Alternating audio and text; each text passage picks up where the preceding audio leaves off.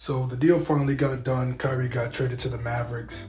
Honestly, you got to see it coming with Kyrie, man. Kyrie's just so unpredictable, but predictable at the same time. He's predictable in the case that you know he's gonna try to create some chaos. You know, he cannot go a single season without being talked about. He can't go a single season without attention being on him and him just being unhappy. So Kyrie got his wish. He's out of Brooklyn. Now he's back in Dallas, and people are going to talk about the Nets and the Nets side of things and what does it mean for Kevin Durant. I think that's pretty much it. I think that's the final red flag, whatever it may be. I think Kevin Durant's probably going to get out of here next. Maybe he still wants to stay there, but I think just for the Nets and just for your franchise, you just realize, hey, these guys came together. They should just leave together at this point. There's too much drama they bring, and at this point, I think you should just cash out. I mean, you kind of traded Kyrie for pennies on a dollar. So you really don't want to do that with KD to make him unhappy. Maybe he starts playing a little bit worse. So I think you should trade KD while his value is still high. But I don't really care about the Nets anymore. They're done. They're in the past. They're old news as far as I'm concerned. I want to talk about the Mavericks, man. I feel like the Mavericks can't lose in this situation.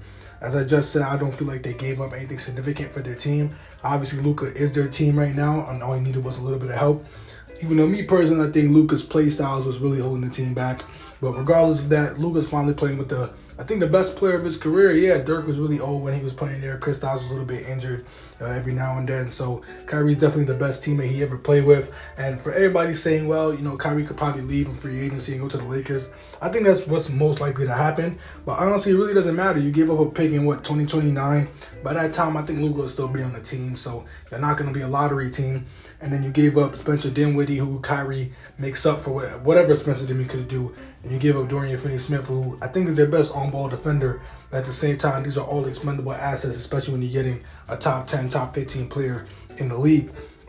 So I think that the Mavericks just can't lose in this situation. You play out this season. If Kyrie wants to stay, then he stays. If he wants to go, then he can go. And you just freed up a lot of cap space. They'll have almost $30 million in cap space. They don't really have a lot of guys that's going to be making money past this year and next year. So say maybe not this year, because this year's free agents are kind of bad. You got Kuzma. I think Chris Middleton's a free agent. Kyrie and James Harden will be free agents. We'll see what happens with those two. But this free agency class is not that good. But I just want to read you some of the names for free agency for next year. It'll be Anthony Davis, Jaylen Brown, Kawhi, Paul George, Sabonis, DeRozan, Pascal, Jrue Holiday, Larry Markkinen, DeJounte Murray, Klay Thompson. These are all going to be guys that's going to be free agents in 2 years. So say Kyrie comes, they have a decent season. They're a second-round exit Western Conference Final, because I think that's their ceiling for this team right now as it's constructed. And people are going to say, oh, wow, well, they still couldn't get it done. You're looking at the short term. The Mavericks have a long-term plan. They freed up some cap space. They got Luka their star. So you're telling Luka, like, hey, we're not okay with losing. So you feel me? If Kyrie wants to stay and come back, then that's great. But if he goes, the Mavericks could still have some money to sign somebody either this free agency or next. So in this situation, I just think the Mavs can't lose. But yeah, man, that's pretty much it. We'll see how Kyrie and Luka play together. If you ask me, I think it's going to be an absolute disaster, and Kyrie will end up being on the Lakers anyway. But hey, they could prove me wrong. But yeah, thank you for watching.